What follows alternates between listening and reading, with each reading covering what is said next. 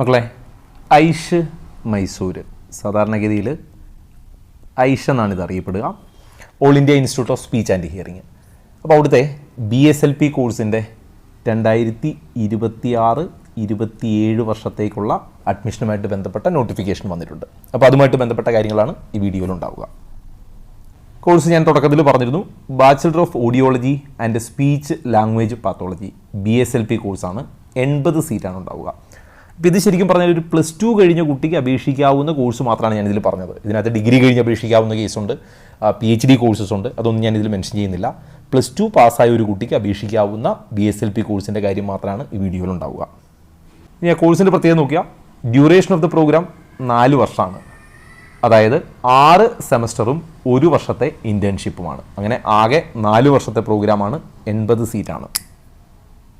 ഇനി ഇതിൻ്റെ എലിജിബിലിറ്റി നോക്കാം. +2 പാസ്സായ കുട്ടി, +2 പാസ്സാകുമോ അല്ലെങ്കിൽ +2 പഠിച്ചുകൊണ്ടിരിക്കുന്ന കുട്ടിയായാലും കുഴപ്പമൊന്നുമില്ല, ഈ 2 കൂട്ടർക്കും അപേക്ഷിക്കാം.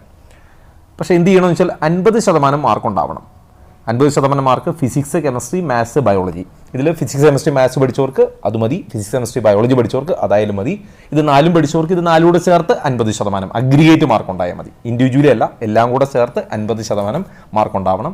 എന്നാൽ SC അല്ലെങ്കിൽ ST കാറ്റഗറി ആണെങ്കിൽ അഗ്രിഗേറ്റ് 45% മാർക്ക് മതി. ഓക്കെ, ഇത് കോമ്പിനേഷനിൽ ഇതെല്ലാം കൂടെ ചേർത്തുള്ള മാർക്കിനെ കുറിച്ചാണ് ഈ പറയുന്നത്. ഇനി ഒരു പ്രത്യേകത, അറ്റ്ലീസ്റ്റ് 3 സബ്ജക്റ്റ് പഠിച്ചിട്ടുണ്ടാവണം. ഏതൊക്കെ? ഫിസിക്സ് നിർബന്ധമായിട്ടും പഠിച്ചിട്ടുണ്ടാവണം, കെമിസ്ട്രി നിർബന്ധമായിട്ടും പഠിച്ചിട്ടുണ്ടാവണം. ഇത് രണ്ടും +2 നിർബന്ധമാണ്. ഇത് രണ്ടും കൂടാതെ ഒന്നുകിൽ ബയോളജിയോ അല്ലെങ്കിൽ മാത്സോ അല്ലെങ്കിൽ കമ്പ്യൂട്ടർ സയൻസോ സ്റ്റാറ്റിസ്റ്റിക്സോ ഇലക്ട്രോണിക്സോ സൈക്കോളജിയോ ഒക്കെ പഠിച്ചാലും മതി. പക്ഷേ ഫിസിക്സ്, കെമിസ്ട്രി നിർബന്ധമാണ്.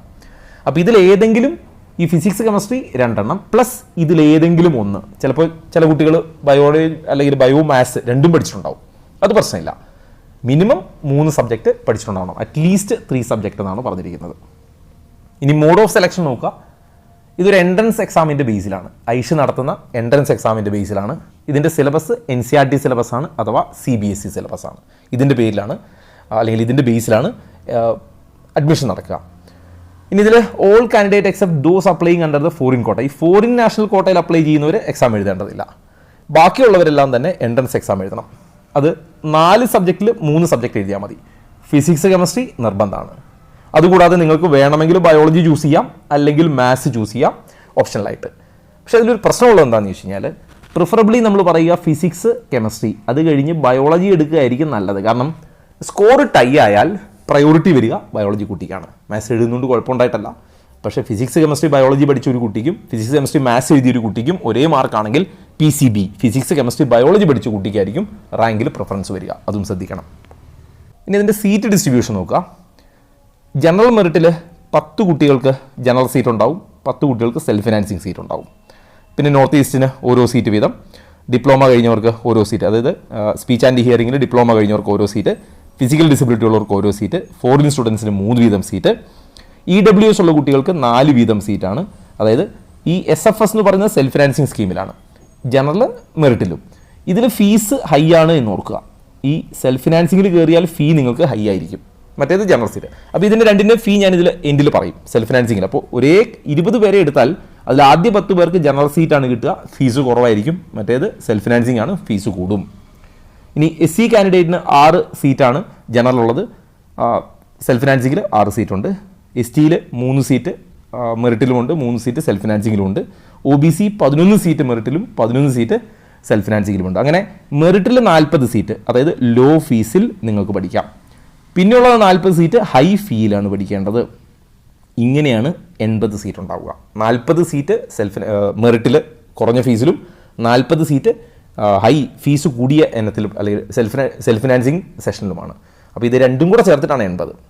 ഓക്കെ, ഇനി ഇതിൽ സെൽഫ് ഫിനാൻസിങ് സ്കീമിൽ കയറണമെങ്കിലും എൻട്രൻസ് എക്സാമിൻ്റെ മെറിറ്റിനനുസരിച്ചേ കയറാൻ പറ്റൂ. ഇനി ഇതിൽ ഫീസ് സ്ട്രക്ചർ നോക്കുക. ഞാൻ കുറച്ച് മുമ്പ് പറഞ്ഞിരുന്നു, ഒരു ജനറൽ അല്ലെങ്കിൽ OBC EWS കാറ്റഗറി കുട്ടികൾ ഫസ്റ്റ് ഇയറിൽ 29,500 രൂപ അടയ്ക്കണം. സെക്കൻഡും തേർഡ് ഇയർ 23,600 വീതമാണ് അടയ്ക്കേണ്ടത്. ഇൻറ്റേൺഷിപ്പിൽ 24,370. SC ST ഫിസിക്കൽ ഡിസബിലിറ്റി ഉള്ള കുട്ടികൾ 26,000 രൂപ ഫസ്റ്റ് ഇയറിൽ, 20,100 രൂപ സെക്കൻഡ് തേർഡ് ഇയർ, 20,870 രൂപ ഇൻറ്റേൺഷിപ്പിൽ. പിന്നീട് വരുന്നത് ഞാൻ നേരത്തെ പറഞ്ഞ സെൽഫ് ഫിനാൻസിങ്. അതായത് ഞാൻ നേരത്തെ പറഞ്ഞ പോലെ 40 സീറ്റ് മെറിറ്റിൽ പോയി 40 സീറ്റിലേക്ക് പോകുന്നത് ഈ ഫീസിലാണ്. സെൽഫ് ഫിനാൻസിങ്ങിൽ 1,02,360 രൂപയാവും. അതായത് അതേ ക്ലാസ്സിലെ കുട്ടി 29,500 രൂപയ്ക്ക് പഠിക്കുമ്പോൾ സെൽഫ് ഫിനാൻസിങ്ങിൽ കയറിയ കുട്ടി 1,02,360 രൂപ അടയ്ക്കണം. സെക്കൻഡ് ആൻഡ് തേർഡ് ഇയർ 97,360 ഇന്റേൺഷിപ്പിൽ 98,130 ഇതാണ് ഫീസ് ഷെഡ്യൂൾ. ഈ ഫീസ് പറഞ്ഞിരിക്കുന്നതിൽ യൂണിവേഴ്സിറ്റി ഫീയോ റെഡ് ക്രോസിൻ്റെ ഫീയോ NSSൻ്റെ ഫീയോ ഒന്നും ആഡ് ചെയ്തിട്ടില്ല. അത് ചെറിയ ഫീസുകൾ പിന്നാലെ ഉണ്ടാവും. ഓക്കെ, ഇത് ബാക്കിയുള്ള ഫീസിനെ കുറിച്ച് മാത്രമാണ്. ഇനി ഹോസ്റ്റൽ ഫീ നോക്കാം. ഹോസ്റ്റൽ ഫീസ് ഈ ഡിഗ്രി കോഴ്സ് BSLP കോഴ്സിനൊക്കെ ഫസ്റ്റ് ഇയറിൽ അടയ്ക്കേണ്ടി വരിക. അഡ്മിഷൻ ഫീ 200 രൂപ അടയ്ക്കണം. കോഷൻ ഫീ 3,250. റൂം റെൻറ്റ് ഒരു വർഷത്തേക്ക് 1,200. സാനിറ്ററി ചാർജസ് 200 രൂപ. എസ്റ്റാബ്ലിഷ്മെൻറ്റ് 2,500 രൂപ. Wifi charge 600. Mess advance 6,000. അങ്ങനെ ഒരു വർഷത്തേക്ക് 13,950 രൂപ അടയ്ക്കണം. ഇത് വൺ ടൈം ഫീകളാണ്. ഇത് കഴിഞ്ഞിട്ട് മെസ്സിൻ്റെ ഫീയും ഇലക്ട്രിസിറ്റി ഫീ ഒക്കെ എല്ലാ മാസവും വേറെയും അടയ്ക്കണം. അപ്പോൾ ഇതെല്ലാം കൂടെ കോമൺ ഫീ എല്ലാം കൂടെ ചേർത്ത് 13,950 രൂപ ഒരു വർഷത്തേക്ക് അടയ്ക്കുക. അതിനുശേഷം എല്ലാ മാസവും മെസ് ഫീയും കറണ്ട് ബില്ലും അടയ്ക്കുക. ഇനി സെക്കൻഡ് ഇയർ ഓൺവേർഡ്സ് ഈ ഡിഗ്രി കോഴ്സുകാർ ഫസ്റ്റ് ഇയറിൻ്റെതാണ് ഈ പറഞ്ഞത്. സെക്കൻഡ് ഇയർ ഓൺവേർഡ്സ് ഒരു വർഷത്തേക്ക് 4,700 രൂപയാണ്. അവിടെയും ഈ 4,700 കൂടാതെ മെസ് ഫീയും കറണ്ട് ബില്ലും ഓരോ മാസവും വേറെ വരും. ഇത് ഇയർലി ഒരിക്കൽ മാത്രം അടയ്ക്കേണ്ടതാണ്. ഈ ഫസ്റ്റ് ഇയറിൽ ഇതും സെക്കൻഡ് ഇയറിലും തേർഡ് ഇയറിലും ഒക്കെ ഇത് ഓരോ വർഷവും ഒരു പ്രാവശ്യം അടയ്ക്കുക. അത് കഴിഞ്ഞാൽ മെസ് ഫീയും കറണ്ട് ബില്ലും വേറെയും വരും. ഓക്കെ, ഇനി രജിസ്ട്രേഷനുമായിട്ട് ഇപ്പോൾ ഇതിൻ്റെ ഓൺലൈൻ ആപ്ലിക്കേഷനുമായിട്ട് ബന്ധപ്പെട്ട് ശ്രദ്ധിക്കേണ്ട കാര്യം, ആപ്ലിക്കേഷൻ ഏപ്രിൽ 10 സ്റ്റാർട്ട് ചെയ്യുന്നു. എന്ന് വരെ സമയമുണ്ട്. മെയ് 17 വരെ നിങ്ങൾക്ക് അപ്ലൈ ചെയ്യാം. അഡ്മിറ്റ് കാർഡ് മെയ് 21 വരും. എക്സാമിനേഷൻ കമ്പ്യൂട്ടർ ബേസ്ഡ് ആണ്, CBT ആണ്. മെയ് 26 എക്സാം ഉണ്ടാവുക. റിസൾട്ട് പിന്നീട് അതിൻ്റെ ഡേറ്റ് വന്നുള്ളൂ. അപ്പോൾ 10 തുടങ്ങി മെയ് 17 വരെ നിങ്ങൾക്ക് അപ്ലൈ ചെയ്യാം. 21 തുടങ്ങി അഡ്മിറ്റ് കാർഡ് വരും. 26 എക്സാം ഉണ്ടാവും. ഇനി ജനറൽ ഇൻസ്ട്രക്ഷനിൽ പറഞ്ഞിരിക്കുന്ന നോക്കുക, മെയ് 17 ശേഷം നിങ്ങൾക്ക് മെയ് 17 രാത്രി 11:59 വരെ നിങ്ങൾക്ക് രജിസ്ട്രേഷൻ ചെയ്യാൻ സമയമുണ്ടാവും. ഓക്കെ, ഇനി അതിൽ പ്രത്യേകം ശ്രദ്ധിക്കേണ്ട കാര്യം, സൈറ്റ് ഇതാ ഇവിടെ കൊടുത്തിട്ടുണ്ട്. ഐഷ് മൈസൂർ www.aishmysore.in എന്നുള്ള സൈറ്റിലാണ് നിങ്ങൾ രജിസ്റ്റർ ചെയ്യേണ്ടത്. രജിസ്റ്റർ ചെയ്യാൻ സാധാരണ നമ്മൾ ഒരുപാട് ആപ്ലിക്കേഷൻ ചെയ്തുകൊണ്ട് നിങ്ങൾക്ക് നിങ്ങളുടെ 10th സർട്ടിഫിക്കറ്റ്, +2 സർട്ടിഫിക്കറ്റ്, നിങ്ങളുടെ ഒരു ID കാർഡ്, നിങ്ങളുടെ ഫോട്ടോഗ്രാഫ്, സിഗ്നേച്ചർ അങ്ങനെയുള്ള സാധനങ്ങളൊക്കെ ആവശ്യം വരുള്ളൂ. ഇപ്പോൾ ഒരു അഡീഷണൽ ഡോക്യുമെൻറ്റുകളൊന്നും അവർ ആവശ്യപ്പെട്ടിട്ടില്ല. ഇനി നേരെ തിരിച്ച് നിങ്ങൾ EWS പോലെ ഒരു കാറ്റഗറി, അല്ലെങ്കിൽ NCL പോലൊരു കാറ്റഗറി, അല്ലെങ്കിൽ SC ST കാറ്റഗറി ഒക്കെ ആണെങ്കിൽ നിങ്ങളുടെ കമ്മ്യൂണിറ്റി സർട്ടിഫിക്കറ്റ് അല്ലെങ്കിൽ EWS സർട്ടിഫിക്കറ്റ് ഇതൊക്കെ ഉണ്ടാവണം. ഇതൊക്കെ ഏത് സർട്ടിഫിക്കറ്റ് ആയിരിക്കണം എന്ന് ചോദിച്ചാൽ താലൂക്കിൽ നിന്നെടുത്ത സർട്ടിഫിക്കറ്റ് ആയിരിക്കണം. നിങ്ങൾ നീറ്റിന് അപ്ലൈ ചെയ്യാൻ ഉപയോഗിച്ചാൽ, JEEക്ക് അപ്ലൈ ചെയ്യാൻ ഉപയോഗിച്ചൊക്കെ നിങ്ങൾക്ക് ഇവിടെയും ഉപയോഗിക്കാം. ഏകദേശം 13 സിറ്റീസിലായിട്ടാണ് എക്സാം ഉണ്ടാവുക. അതിൽ കേരളത്തിൽ തൃശ്ശൂർ എക്സാം സെൻറ്റർ പറഞ്ഞിട്ടുണ്ട്, കോഴിക്കോട് എക്സാം സെൻറ്റർ പറഞ്ഞിട്ടുണ്ട്. ഇനി എക്സാം സെൻറ്ററിൻ്റെ ഡീറ്റെയിൽ നോക്കുക. നിങ്ങൾക്ക് ഏതെങ്കിലും 3 സിറ്റീസ് ചൂസ് ചെയ്യാം. അതിലൊരു പ്രശ്നമുണ്ട്, ഫസ്റ്റ് കം ഫസ്റ്റ് സെർവ്ഡ്. അതായത് ആപ്ലിക്കേഷനിൽ ആദ്യം അപ്ലൈ ചെയ്യുന്നവർക്കാണ് അവരുദ്ദേശിക്കുന്ന സെൻറ്റർ കിട്ടുക. ചിലപ്പോൾ ഇപ്പോൾ തൃശ്ശൂരും കോഴിക്കോടുമാണ് കേരളത്തിൽ.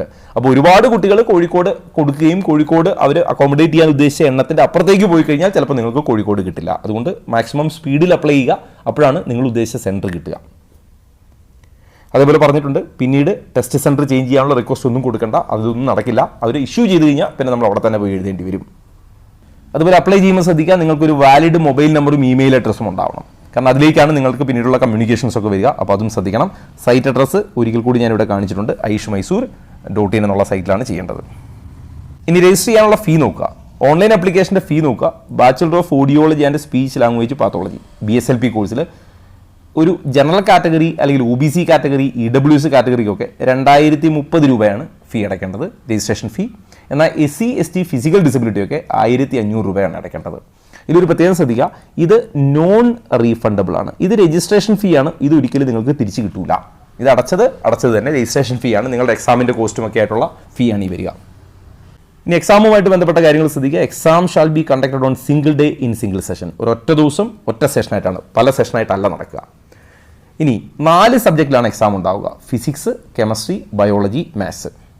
ഓക്കെ, അപ്പോൾ ഈ 4 സബ്ജക്റ്റിലായിട്ടാണ് എക്സാം ഉണ്ടാവുക. നിങ്ങൾക്ക് ഇതിൽ 3 ചൂസ് ചെയ്താൽ മതിയാവും. ഓക്കെ, അപ്പോൾ നിങ്ങളെല്ലാ സബ്ജക്റ്റും എഴുതേണ്ടതില്ല. നിങ്ങൾക്ക് ഏതെങ്കിലും ഒന്ന്, അതായത് ഇതിൽ കൃത്യം പറഞ്ഞിട്ടുണ്ട് physics and chemistry are compulsory. ഇത് രണ്ടും കമ്പൽസറിയാണ്. പിന്നീട് നിങ്ങൾക്ക് ബയോളജിയോ അല്ലെങ്കിൽ മാത്സോ ചൂസ് ചെയ്യാം. ഞാൻ നേരത്തെ പറഞ്ഞിരുന്നു, പ്രിഫറബിളി ഞാൻ പറഞ്ഞു ബയോളജി ആയിരിക്കും നല്ലത് എന്ന് മാത്രം. കാരണം ടൈ വന്നു കഴിഞ്ഞാൽ അതിനാണ് പ്രിഫറൻസ്. ഇനി entrance examination multiple choice MCQ ആണ്. And will be conducted on computer based CBT exam ആണ്.